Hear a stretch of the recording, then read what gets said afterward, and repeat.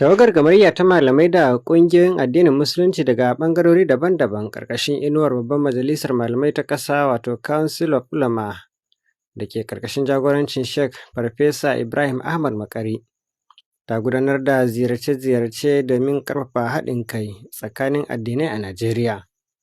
Tawagar ta haɗa da malamai daga ɓangarori daban-daban na al'ummar musulmai, ciki har da 'yan ɗarikun sufaye, izala, salafiya da sauran ƙungiyoyi.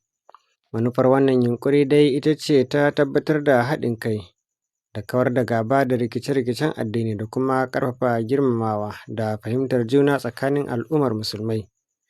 Yayin ziyarar, tawagar ta jaddada cewa haɗin kai ba yana nufin kowa ya bar mazhabarsa ko kuma fahimtar addininsa da yake yi ba, face nufin kawar da husuma da kafirta juna. Haka kuma an yi kira da a ci gaba da tattauna matsalolin saɓani cikin ladabi da girmamawa kamar yadda addini ya tanada. Taron dai ya gudana ne a ranar Asabar 23 ga watan Agusta na wannan shekara.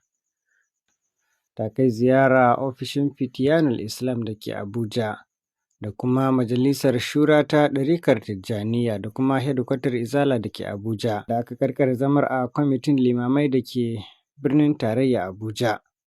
Kuma wannan kwamiti